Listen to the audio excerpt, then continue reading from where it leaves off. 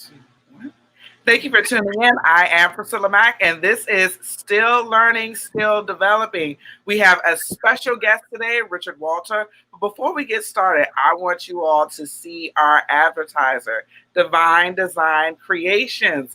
We have beard oil, balm, and butter, body butter. This is for your skin. Today, we're going to go over some things in Hollywood called screenwriting. And so, before you get to Hollywood, you want to have your skin and your beard and everything looking nice. Okay? Thank you. How are you, Richard Walter? Thank you for joining us today. Well, thank you for inviting me. I'm delighted to be here. I'm doing great. I just think I could use some of that butter, that mango butter. Yes. It keeps it nice and soft and smooth. That's what I need. Today's topic, everyone, is write the vision and make it plain. And so in Bible, there is definitely a scripture that talks about it. It says in Habakkuk, then the Lord replied, write down the revelation and make it plain on tables so that a herald may run it. And so we want to talk to the author of this book, Essentials of Screenwriting, as he gives us a broad narrative about writing the vision and making it plain, because he has a lot of experience out there in Los Angeles, California. Richard, can you tell us a little bit about yourself and your book? Well, it's funny, I came to California, I thought, for 3 weeks in August of 1969. So that's almost 54 years ago. I've decided I'm going to give it another 54 years.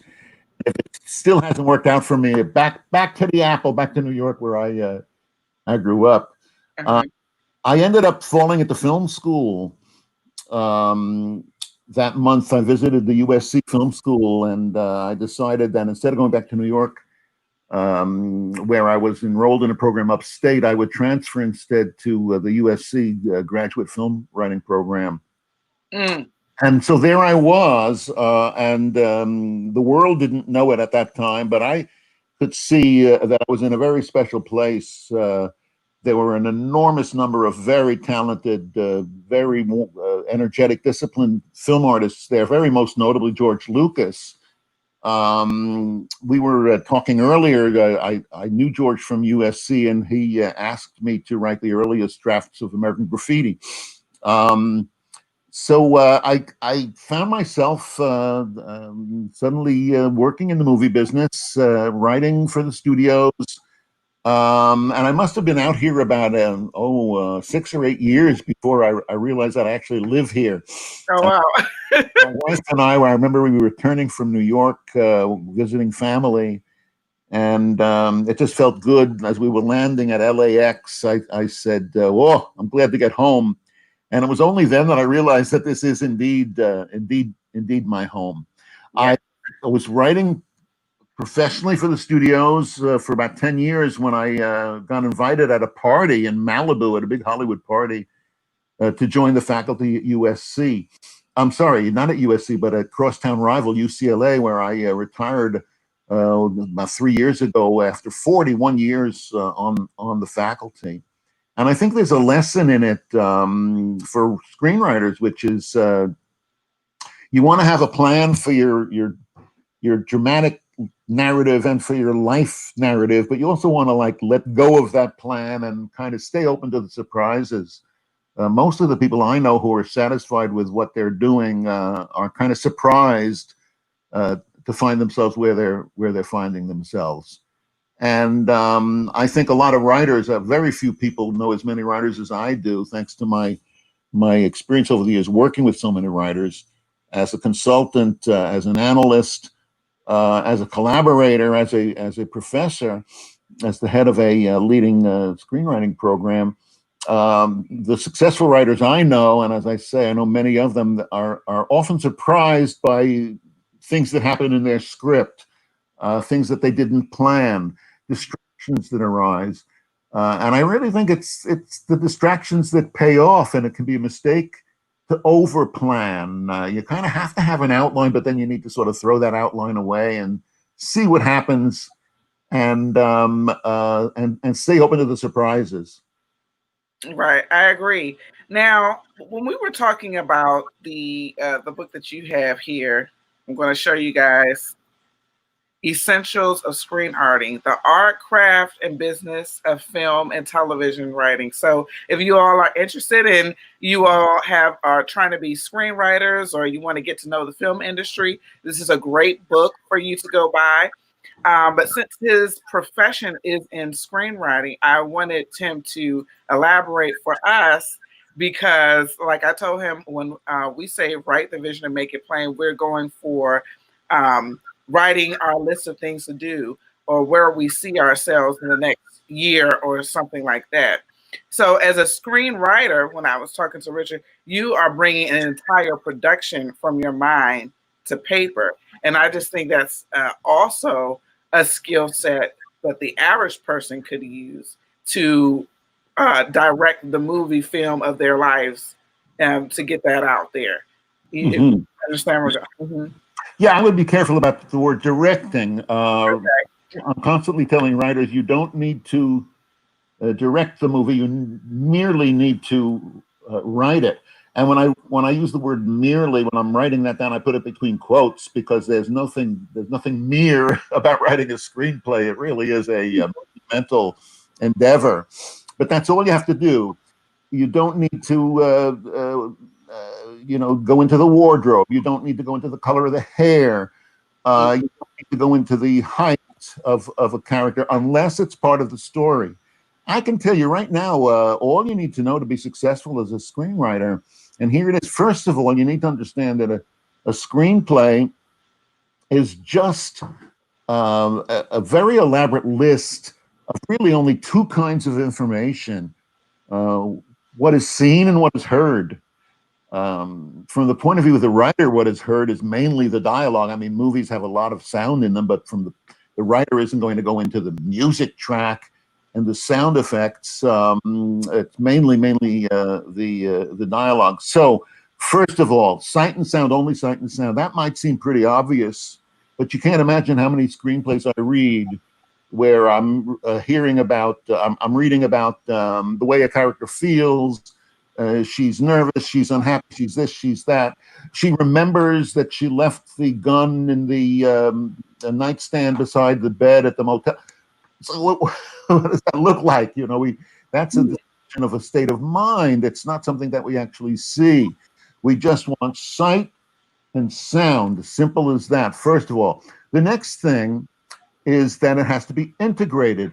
And by integration, I'm not talking now about diversity, although I believe in that too. I'm not talking about ethnic and racial and gender diversity, though I believe in that too. I'm talking about the fact that every single sight and every single sound must move the story forward in some palpable, measurable way that you can actually identify. And if you will do that, if you only include sight and sound, and if every sight and every sound is integrated, again, if it moves the story forward, if it expands the audience's appreciation of the characters, doesn't matter what you do, anything you do will play, anything will work. What you can't have is something there just for its own sake. It has to be part of the story. It's so easy to understand this, it seems to me. The question arises, why doesn't everybody do this? And the answer is, here's the answer right here. I'll put it on the screen. It takes a lot of time. And people are not willing. What I find, writers don't really fail here in Hollywood. What happens is they kind of abandon their screenplays. It just takes a lot of time, and it means writing stuff down and then throwing away a lot of what you've written down. When a writer throws away something she's written down, that wasn't a waste. She needed to do that to see that it didn't work, and that she needed to move on to the next item. I said there were just two things. There's one more thing I like to say, and that is personality. The script must be personal. It really, every single movie, no matter what else it seems to be about, it's really about the writer who wrote it. I mentioned George Lucas. He was my friend and he was my classmate. You might not think that Star Wars is a terribly personal film, But if you know anything about George, you know that he had a very difficult relationship with his father. His father didn't want him to go into the film business. He would never make any money at that. He hoped he would, get over that conceit, and get onto some serious business. Mm. I know that he had a very, very estranged and distant relationship with his father. And if you look at Star Wars, who is the villain in the piece? It's a guy named Darth Vader, Yeah. V-A-T-E-R, Vader in German, V-A-T-E-R, Vater means father. Mm. Darth Vader, Dark Father, Luke, I am your father. This is a Mhm. story about a young man and his estrangement from his father. It's a very personal story. So I would say all the writers who are out there recognize that everything you're writing is an autobiography. That's really all that it is. No matter how many ways you tell that story, you're going to be telling that same story over and over again. And it's the story of the artist that created that screenplay. Mm.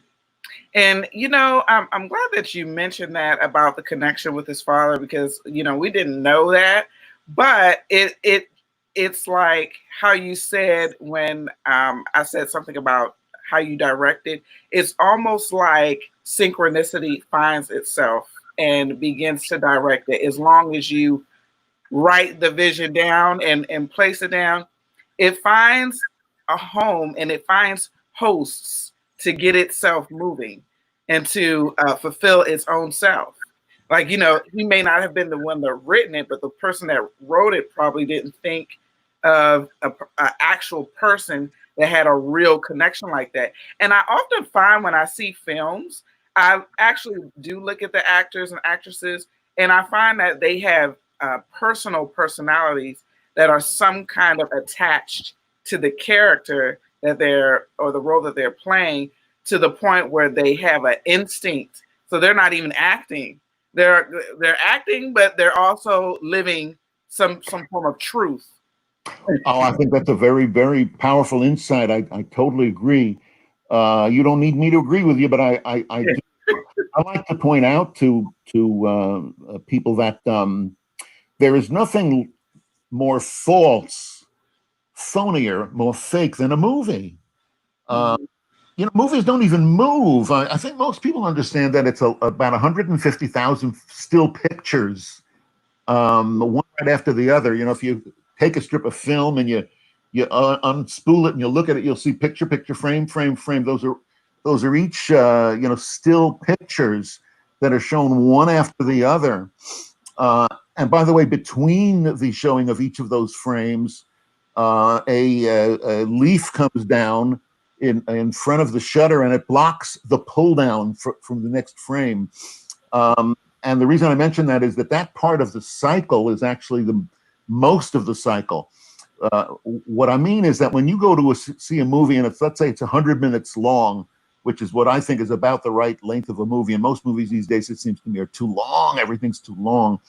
But if you go to 100 minutes of movie, an hour and 40 minutes, you're looking at almost an hour of closed shutter between every. My point is that what happens in movies is fake. People will say to me, they'll have dialogue, for example, where there's a lot of thumphing and mumphing, a lot of vocalized pauses, spelled out, actually. People saying, I mean, and I'll say to the writer, if I'm working with her as a script analyst or as a professor on campus at a university, I'll say to them, she needs to get to the point here. There's a lot of thumphing and meandering, and the writer will say to me, yeah, but that's the way people really talk. Mm. Well, so what's wrong with the way people really talk? Two things. One, you don't need to pay money to hear how people really talk. Yeah. Movie theater, you can just step out into the street. And what else is wrong with the way people really talk? The way people really talk is a violation of the single most important rule in all of creative expression. And the rule is don't be boring. The way people really is pretty boring. Hey, hi, how are you? Pretty good. How you doing? No, not so bad.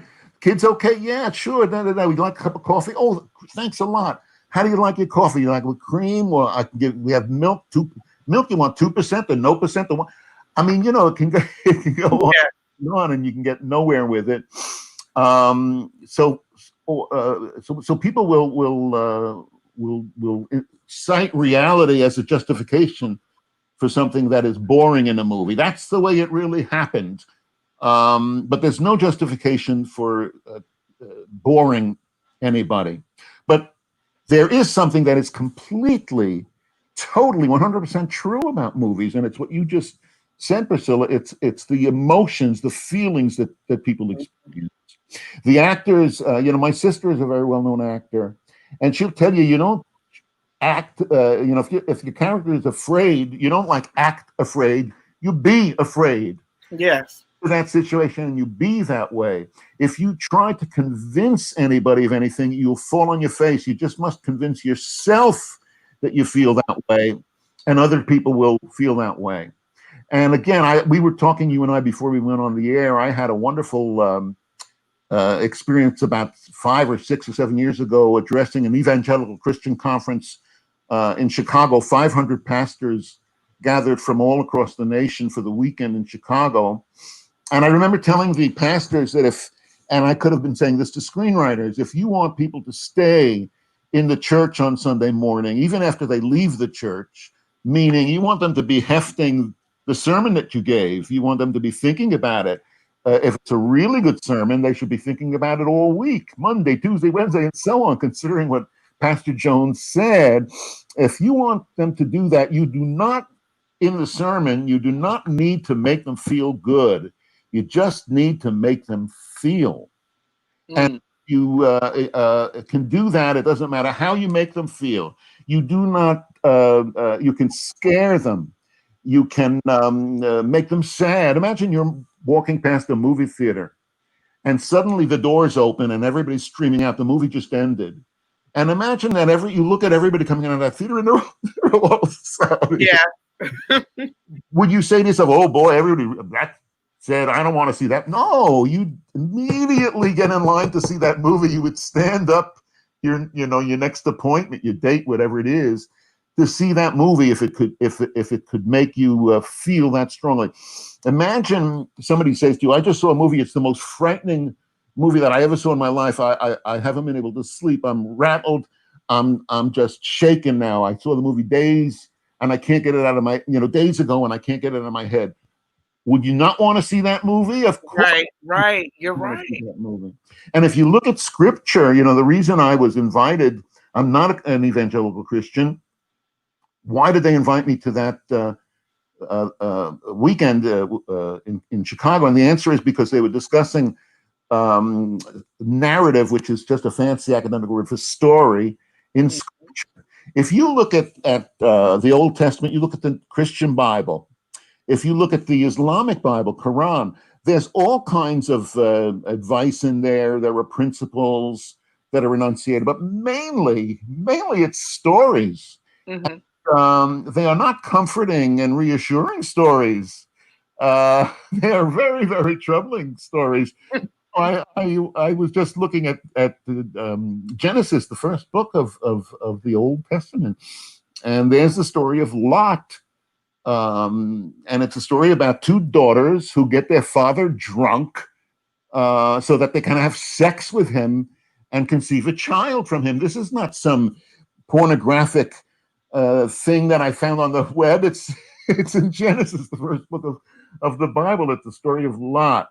So that's what narrative, I think, is all about. It's about creating real emotions in real people, and it gives us an opportunity in doing so to rehearse for those kinds of traumas and those kinds of experiences that we will inevitably face in our real lives. If we got through them in the dramatic narrative of movie and we survived them, then maybe when we encounter some of the things that we encounter in the movie, the loss of loved ones and other kinds of tragedies that inevitably affect anybody, we'll be able to deal with them more effectively because we had that experience in the movie theater or in front of the flat screen at home.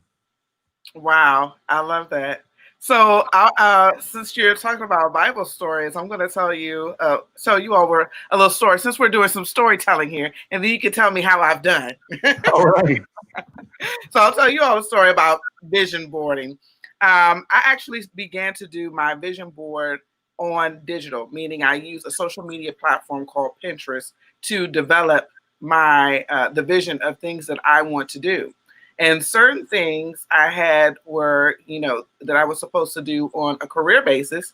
And another part was steps that it would take me to execute each item. Okay. I don't want to lose anybody.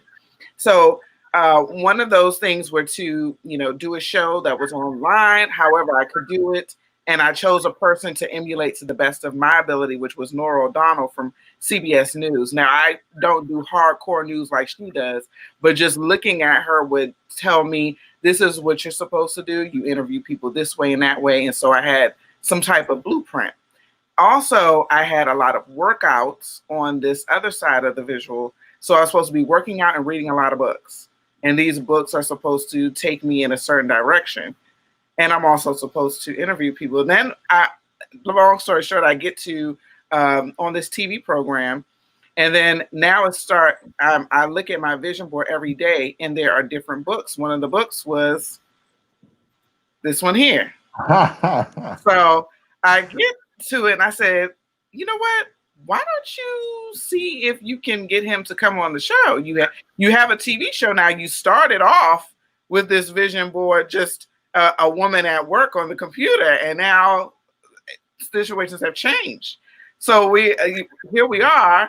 But another thing on it I have is different playlists of YouTube.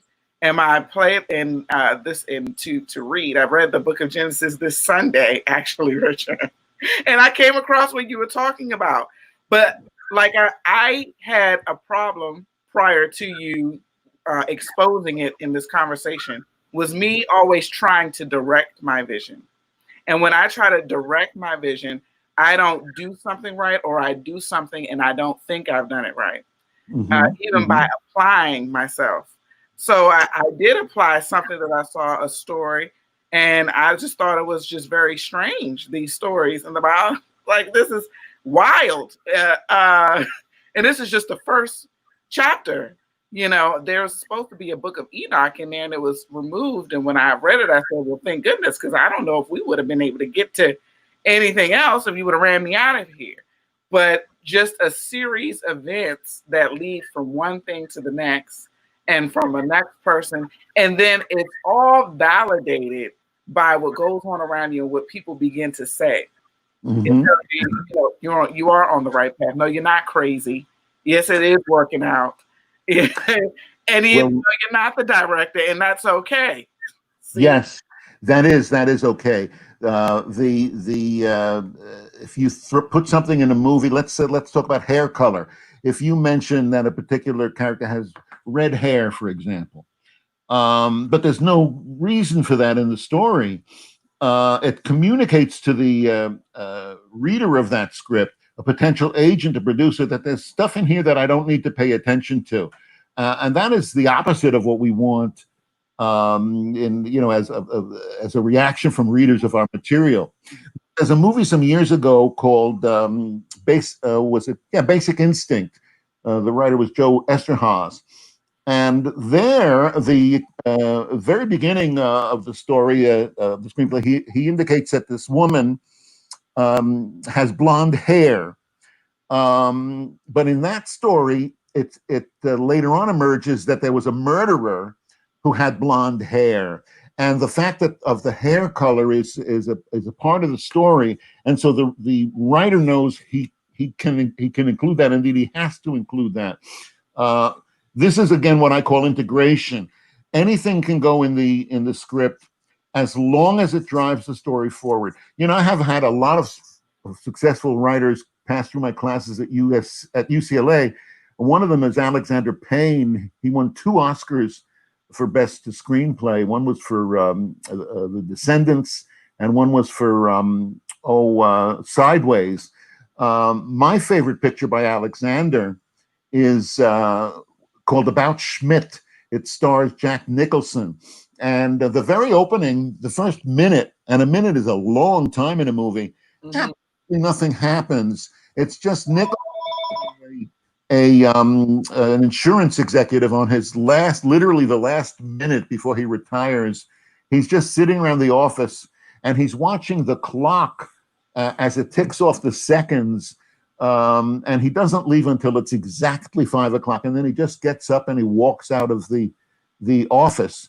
So nothing appears to happen in that scene. But we learn a lot about that character in that scene. We realize that he's retiring. We've looked around the office. We can see all the graphics are off the walls. The shelves are bare. We can also see that this is a guy who is a real stickler for detail. Nobody would care if he left a minute earlier or an hour earlier. It's his last day after, a half a century in that job. So the fact that absolutely nothing appears to be happening actually plays very well, engages the audience because it's telling us something concrete, specific about that character. That's all you need to do. Of course, it's a lot to do and requires a tremendous amount of time and a tremendous amount of patience. I like to say time is what our lives are made up of. There's more to our lives than just time, but that's the measure of our life. It's time. And that is the measure of our love. Do you love your children? Well, how much time do you spend with them? Do you love writing? How much time do you give your writing? You have to give your life to this is really the principle. But that's a cynical or brooding notion. I can't imagine anything more wonderful, more liberating to give a life to than creative expression, living, literally trafficking in your own imagination. I like to say to writers that we get paid, when we get paid at all, for what other people get scolded for, and that is daydreaming. Yes. I'm so glad you said that. I used to think something was wrong with me. But you know what? Daydreaming is all right. And then you write it down with what's in there. And I've even heard some people say that they make a certain time, like Bill Gates, he has thinking time. That's where he just sits there and lets it go for a while, a day. Yeah, I think it was his Thursdays or something like that. Read books, daydream. When you get to a certain place, I guess you can sit there and do that for the day. And that's great. And it brings about more creativity. It keeps that open space. And then I want to show you guys this link at the bottom. This is where you can get Richard Walters' newsletter. You can go and check that out, read up on him. You can reach out. And again, I wanted to go over, but before we leave, this other book here that you all can have access to, because while I have everyone here, we like Christian movies as well, and Christian film, and Pure Flix is different than Netflix. We'll say that. So, but we want to be just as sharp as anyone as well. So this is a book that you can get, the whole picture, strategies for screenwriting success in the new Hollywood. And as you can see, Richard has a lot of experience, so he knows about the old Hollywood and the new Hollywood. So he has a right to give you some update information based upon his past experience, where some of our screenwriters, they have just arrived on the scene and they are still under mentoring themselves. So right now we have it straight from the mouth. All right. Well, thank you so much. Thank you so much. It's everything is changing in the movie business, but one thing remains the same, and it is story. It's all about story. People just want to hear a good story. That's all they want. Not an easy thing to achieve. Amen. Well, thank you so much for being here. You guys, this is Still Learning, Still Developing. Bye. Bye. Bless your heart.